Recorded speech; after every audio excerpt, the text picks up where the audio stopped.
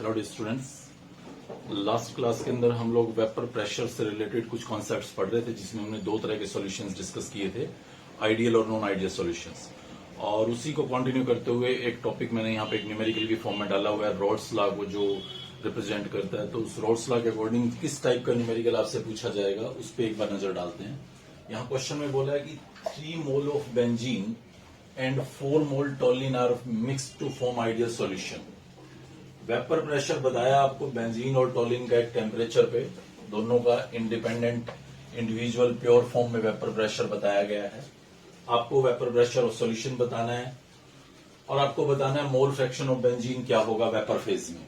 देखिए बहुत ही आसान बात, रॉड्स लॉ ने हमें बताया कि जो टोटल प्रेशर होता है वो दोनों कंपोनेंट्स के पार्शियल प्रेशर्स का सम होता है, और जो पार्शियल प्रेशर है किसी एक कंपोनेंट के वेपर्स का जो कंट्रीब्यूशन है वो प्योर फॉर्म में उसका वेपर प्रेशर और सॉल्यूशन में उसके मोल फ्रैक्शन, सिमिलरली दूसरे का प्योर फॉर्म में वेपर प्रेशर और उसके मोल फ्रैक्शन का प्रोडक्ट, इन दोनों वैल्यूज का सम जो है वो टोटल प्रेशर आता है। हमें क्या कैलकुलेट करना है, हमें ये दो चीजें गिवन है, दो कंपोनेंट हैं बेंजीन और टोलिन, दोनों का वेपर प्रेशर हमें बता रखा है। तो मुझे सिंपली मोल फ्रैक्शन कैलकुलेट करना होगा दोनों का। तो let me do it here.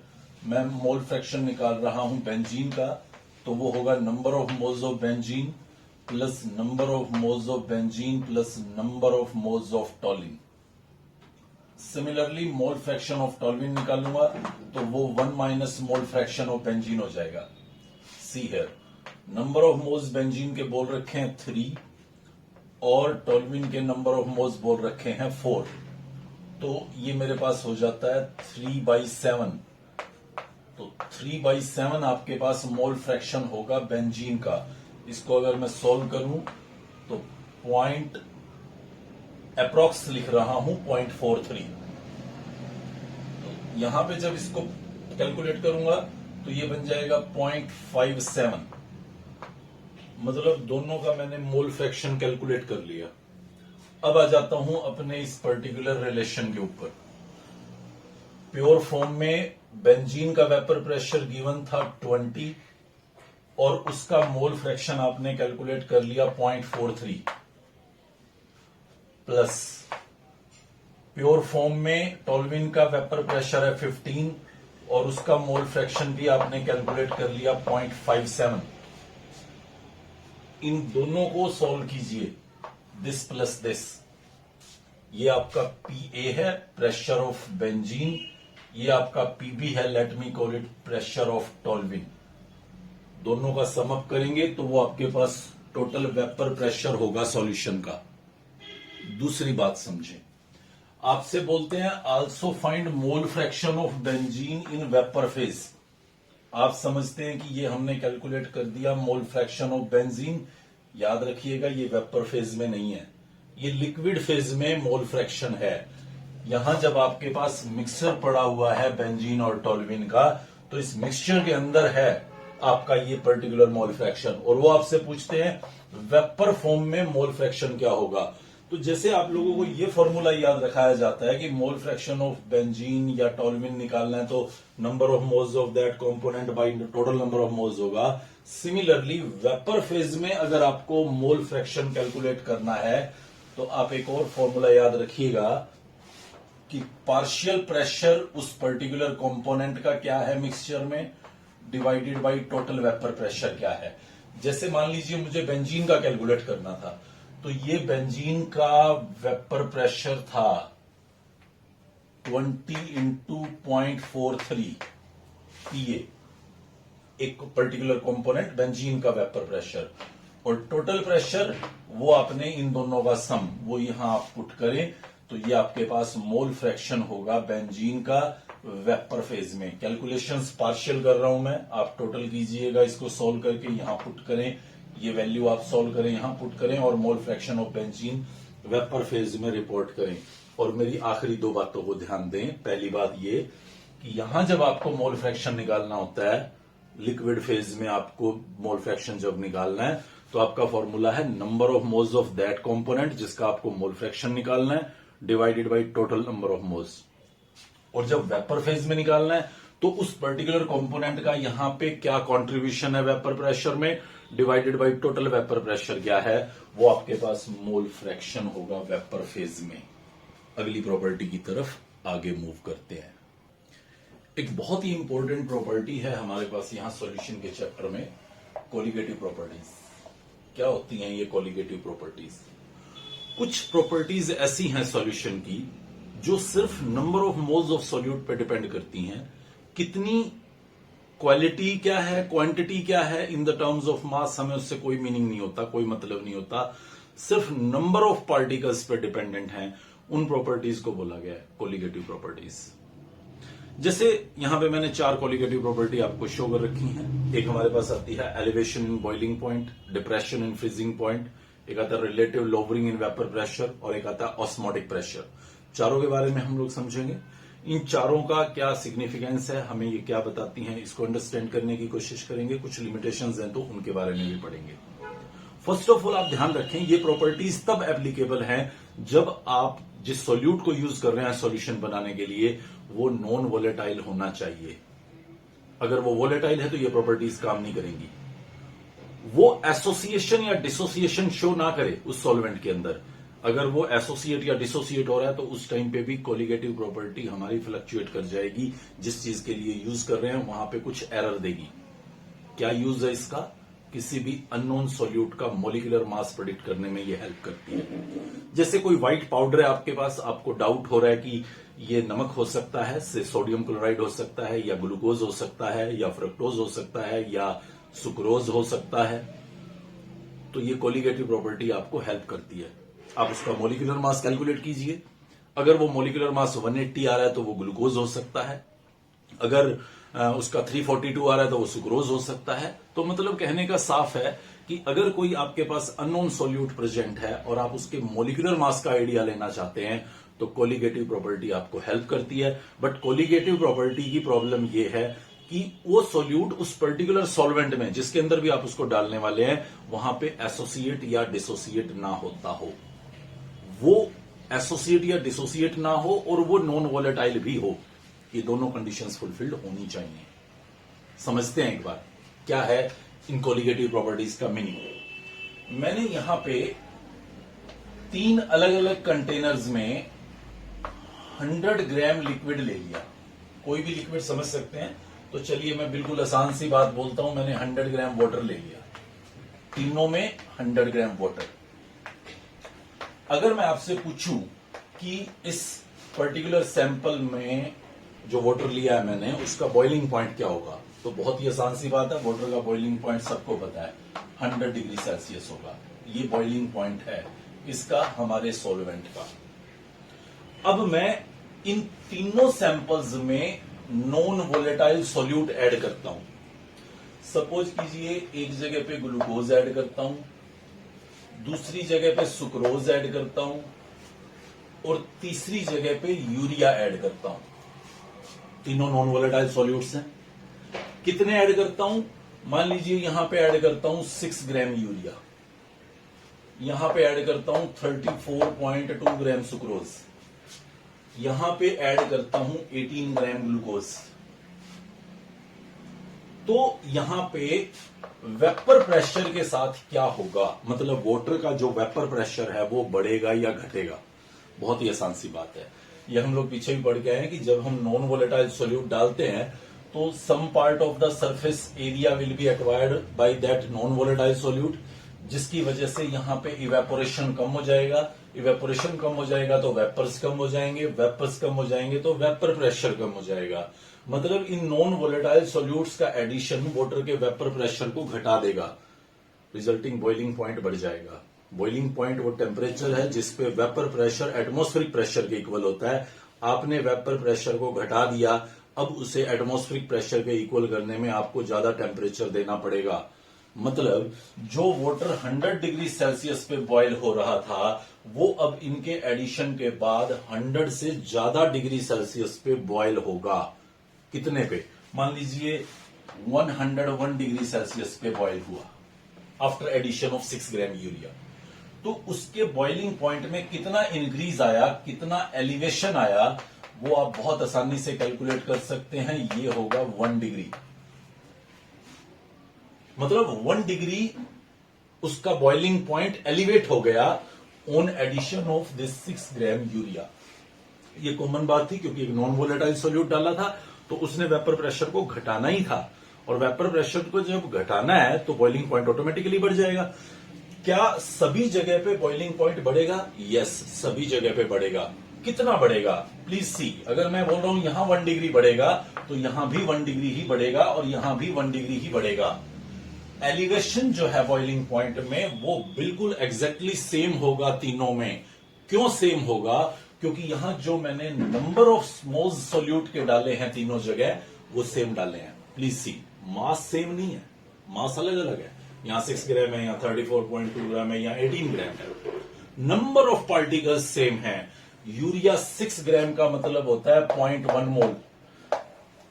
Mass upon molar mass करके देखिए, यूरिया का फॉर्मूला याद कीजिए, NH2CO NH2 होता है, तो मास 60 बनता है, मोलर मास 6 उसका मास गिवन था, तो 6/60 वो हमारे पास 0.1 मोल हो गया। इसके नंबर ऑफ मोल्स निकालिए। सुक्रोज का मॉलिक्यूलर मास 342 होता है, वही 0.1 मोल। इसको देखिए आप 18/180 ग्लूकोज का मोलर का मास होता है 0.1 मोल। तीनों में सेम नंबर ऑफ मोल्स डाले हैं। अगर मैं मॉलिक्यूल्स का नंबर बोलूं तो 0.1 मोल 6.02 इंटू 10⁻22 मॉलिक्यूल्स होता है। मतलब तीनों के अंदर मैंने same number of molecules add किए हैं। जब मैं तीनों में same number of molecules add करता हूं, तो क्योंकि कोलिगेटिव प्रॉपर्टीज को नंबर्स से मतलब है, उसको इस बात से मतलब नहीं है कि क्या उसका क्वालिटी रहा, क्या उसका मास रहा, सिर्फ इस बात से मतलब है कि कितने इन काउंटिंग थे। इन प्रॉपर्टीज को समटाइम डेमोक्रेटिक प्रॉपर्टीज भी कहा जाता है, क्योंकि डेमोक्रेसी भी नंबर डिपेंडेंट है।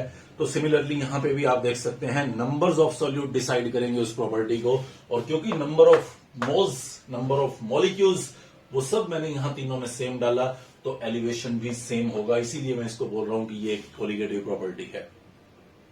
एक और केस देखिए यहीं पे, मैं लेट मी कॉल की फ्रीजिंग पॉइंट की बात करता हूं। फ्रीजिंग पॉइंट की बात करता हूं। फ्रीजिंग पॉइंट वाटर का होता है 0 डिग्री सेल्सियस। अब मैं तीनों वही 100 ग्राम वाटर लिए हुए हैं, उसका फ्रीजिंग पॉइंट मैंने नोट कर लिया 0 डिग्री सेल्सियस है। अब मैंने तीनों के अंदर नॉन वोलेटाइल सॉल्यूट डाल दिए हैं, सेम वही number of moles 0.1 in each. अब की बार जो फ्रीजिंग पॉइंट होगा वाटर का सॉल्यूशन बनने के बाद, वो घट जाएगा।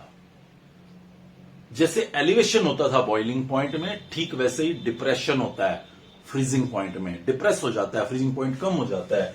और जो डिप्रेशन में ऑब्जर्व करूंगा डेल्टा TF का, सपोज कीजिए मैंने 0.5 डिग्री देखा, 0 से वो -0.5 डिग्री हो गया, तो कितना हो गया डिप्रेशन? डिप्रेशन 5 हुआ। सी हियर, यहां पे मैं कुछ ऐसे लिख सकता हूं कि जो डेल्टा TB होता है, एलिवेशन इन बॉइलिंग पॉइंट, वो होता है boiling point of solution minus boiling point of solvent.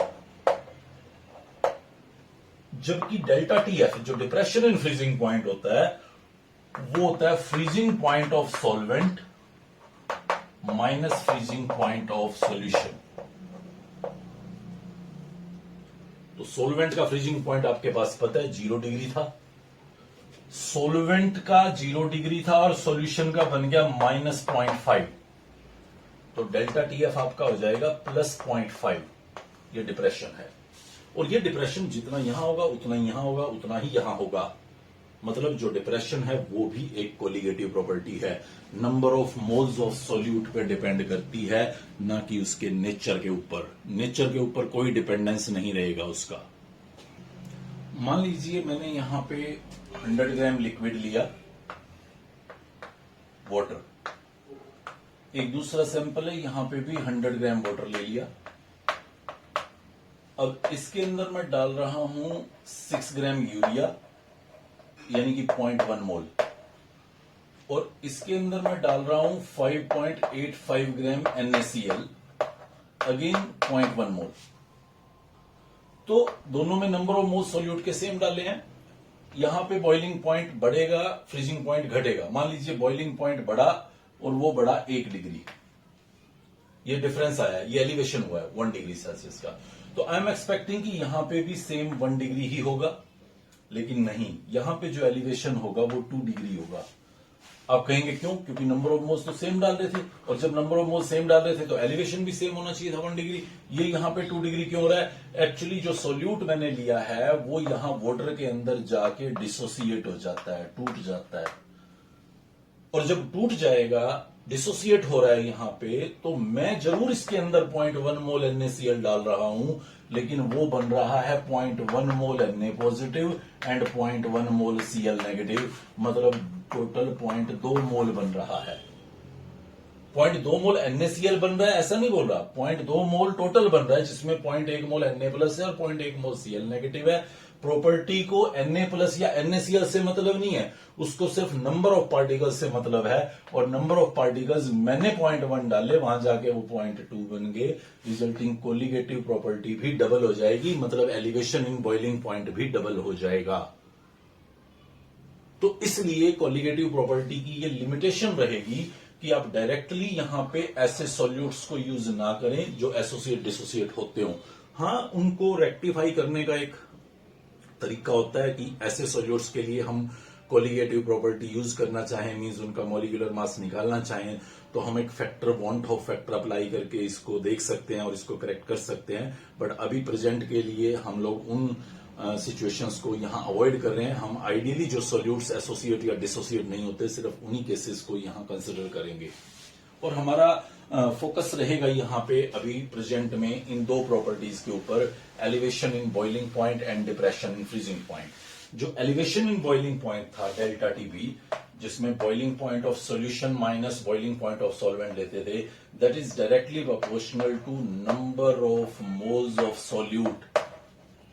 और number of moles of solute को रिप्रेजेंट करने की कई प्रॉपर्टीज हमने पढ़ी हैं सॉल्यूशन की, जिसमें एक आता है मोलैरिटी और एक आता है मोलैलिटी। तो मैं यहां पे मोलैलिटी कंसिडर कर लेता हूं कि जो डेल्टा टीबी है वो मोलैलिटी के डायरेक्टली प्रोपोर्शनल होगा। मोलैरिटी क्यों नहीं ले रहा, क्यों मैं मोलैलिटी यहां पे ले रहा हूं? तो please remember one thing, molarity और मोलैलिटी में से हमेशा मोलैलिटी प्रेफर्ड होती है, स्पेशली अगर आपकी उस पर्टिकुलर एक्सपेरिमेंटेशन में टेम्परेचर चेंज होना हो, क्योंकि हम बॉईल करना चाह रहे हैं या फ्रीज करना चाह रहे हैं, तो डेफिनेटली टेम्परेचर वेरी करेगा इस प्रोसेस के दौरान। तो इसलिए हम मोलैलिटी को फेवर करते हैं। Delta TB is directly proportional to molality. मैं इसको ऐसे भी लिख सकता हूं, delta TB that is equal to KB into molality, जहां पे केबी एक कांस्टेंट होता है, इसको बोलते हैं हम मोलल एलिवेशन कांस्टेंट। जो सॉल्वेंट टू सॉल्वेंट डिफरेंट होगा, हर एक सॉल्वेंट का एक अलग मोलल एलिवेशन कांस्टेंट होगा, आपको गिवन होता है जनरली क्वेश्चंस के अंदर। जैसे वाटर का आप देखें तो वो 0.52 केल्विन किलोग्राम पर मोल रहता है। ये डेल्टा टीबी का फॉर्मूला आप याद रखिएगा। मोलैलिटी आपको ऑलरेडी पीछे फर्स्ट सेकंड लेक्चर पे बताई गई थी कैसे निकालते हैं, और अगर आप इसको थोड़ा रेक्टिफाई करें, फॉर्मूले में रेक्टिफिकेशन करें, तो मोलैलिटी होती है number of moles of solute upon solvent in kilogram. तो इसको मैं थोड़ा सा और क्लियर करूं, केबी W2/M2, 2 जो है वो हम सॉल्यूट के लिए लेते हैं और 1 हम सॉल्वेंट के लिए, 1000/W1, ये हमारे पास डेल्टा टीबी होगा। ये दूसरा फॉर्मूला आप यहां पे याद रखिएगा, दिस वन, ये काफी इंपॉर्टेंट रहेगा, और दिस वन, ये भी आपको समटाइम यूज करना पड़ सकता है। और तीसरी बात, डेल्टा टीबी जो है वो है boiling point of solution minus boiling point of solvent. तो ये 3 जो मैंने यहां हाईलाइट किए हैं फॉर्मूले 1, 2 एंड 3, इन 3 पे आप फोकस करें, न्यूमेरिकल आपका यहां से निकल के आएगा। डिप्रेशन इन फ्रीजिंग पॉइंट आप देखेंगे तो मुझे कुछ स्पेशल बात नहीं कहनी, डिप्रेशन इन फ्रीजिंग पॉइंट भी number of moles of solute पे डिपेंड करता था, मतलब एक कोलिगेटिव प्रॉपर्टी थी। मतलब मैं कह सकता हूं कि डेल्टा टीएफ भी डायरेक्टली प्रोपोर्शनल टू मोलैलिटी होगा। डेल्टा टीएफ, इस प्रोपोर्शनैलिटी कांस्टेंट को हटाने के लिए कांस्टेंट ले रहा हूं केएफ, ये होता है मोलल डिप्रेशन कांस्टेंट। जैसे यहां पे मोलल एलिवेशन कांस्टेंट कहा था मैंने, इसको हम बोलते हैं molar depression constant. Again solvent to solvent vary करता है, हर एक सॉल्वेंट का एक पर्टिकुलर वैल्यू है। जैसे वाटर का रहता है 1.86, आपको वैल्यू याद नहीं रखनी, जस्ट उसको कोरिलेट करें कि हाँ हर एक सॉल्वेंट के लिए अलग है। मैं इसी फॉर्मूले को थोड़ा मॉडिफाई करूं, delta TF that is equal to KF, और मोलैरिटी के लिए वही पर्टिकुलर फॉर्मूला यूज कर रहा हूं जो हम लोगों ने पीछे पढ़ा है। तो ये हमारे पास बन जाता है डेल्टा TF कैलकुलेट करने का एक फॉर्मूला। ये डेल्टा TB का था, ये डेल्टा TF हो गया। और डेल्टा TF के लिए आप याद रखना वो होगा freezing point of solvent minus freezing point of solution. तो ये हमारे पास एक फॉर्मूला निकलेगा, जैसे ये बना ठीक वैसे थोड़ा डिफरेंस है। यहाँ boiling point of solution minus solvent है, यहाँ freezing point of solvent minus solution है। अगर डेल्टा TB ज्यादा होता है तो बॉइलिंग पॉइंट भी ज्यादा होता है, बट अगर डेल्टा TF ज्यादा होता है तो फ्रीजिंग पॉइंट लेसर होता है। इस भी इंपॉर्टेंट बात को याद रखिएगा, if delta TB is high then boiling point is high, but if delta TF is high then freezing point is low. कैसे ये अप्लाई करना है, किस तरह से हमारे सामने इस टॉपिक से रिलेटेड क्वेश्चंस आएंगे, तो वो मैं न्यूमेरिकल्स आप लोगों को कराऊंगा नेक्स्ट लेक्चर के अंदर, एज वेल एज हम यहाँ पे जो दो और प्रॉपर्टीज हैं उनके ऊपर भी डिस्कशन करेंगे। Relative lowering in vapour pressure and osmotic pressure, पढ़िए इसको अच्छे से, न्यूमेरिकल्स पे वर्कआउट कीजिए। Good bye.